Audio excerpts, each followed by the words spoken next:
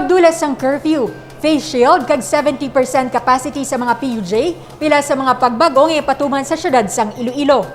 Epektibo buwas nga adlaw pagadulaon na ang curfew sa syudad sang Iloilo. Suno kay Mayor Jerry Treñas, isa ini sa mga gintalakay sa regular nga COVID-19 meeting.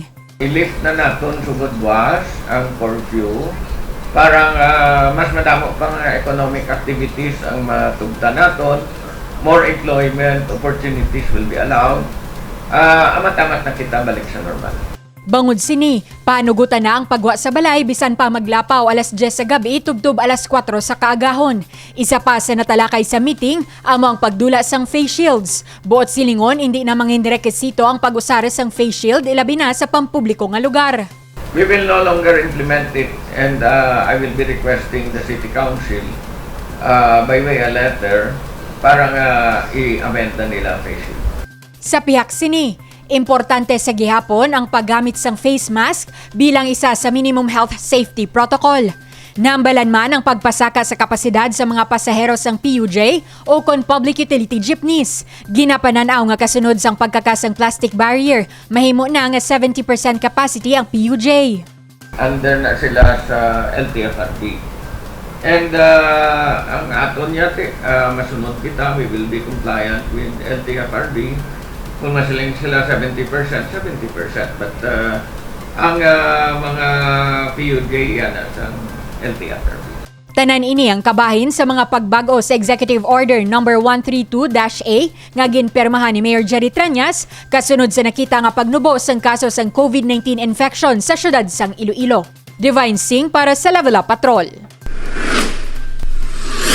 Transport sector ginpasalamatan ng lokal nga panguluhan sa nagapadaan nga kampanya kontra COVID-19.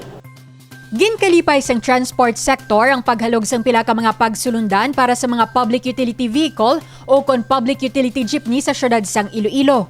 Inibase sa ginpagwa nga Executive Order 132 sang lokal nga panguluhan.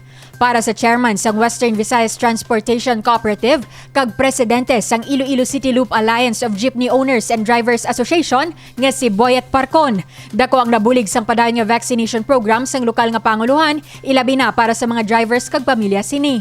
Nalipay gid ato mga drivers no kay wala na sang barrier. Ang aton nga mayor, pinanggan aton nga mayor nagatag sa aton sang 1,000 tickets ang nagligad ng bulan no. Kag kalabanan sang drivers naton asawa nila na-vaccinize na sila.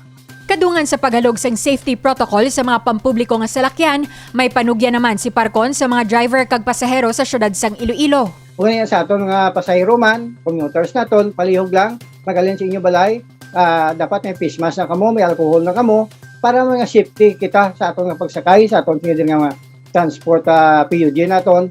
Ginpasalamatan man ni Parcon si Mayor Jerry Treñas sa pagpanikasog nga mabatuan ang halit nga dala sang COVID-19 sa syudad sang Iloilo. Nagaupod kita sa programa ni Mayor labi din nga vaccination no. Kaga programa niya sa pagpanilo sang syudad sang Iloilo. Kaga si Mayor kabay pagit nga tagaan si Mayor sa lugar nga kabuhi no sa mga masakit sa mga disgrasya. Kagang pagpadayon sa pagbulik sa atong nga pumuyo labi digid sa transport sector nga way gini Mayor din pabayaan kami. Wala man nagauntat ang vaccination rollout sa syudad sa tinutuyong mapadasig ang paglabot sa herd immunity. Kahapon, Nobyembre 3, nagka-record ang Iloilo City Government sang 7,600 ka mga individual nga nabakunahan sang COVID-19 vaccine. 6,972 gikan sa mga Megavac site, 2,758 diri ang mga kabataan nga nagaedad 12 tubtub 17 anyos, samtang 628 naman ang nabakunahan gikan sa community-based vac site. Ginatunan man subong sang lokal nga panguluhan ang pagbakuna sa mga kabataan nga nagaedad 5 tubtub 11 ka tuig. Ginpayag man sang alkalde nga sugod sa madason nga semana, magahatag na sang booster shot ang syudad sa mga medical frontliners, senior citizens kag person with comorbidities. Divine Singh para sa Level Up Patrol.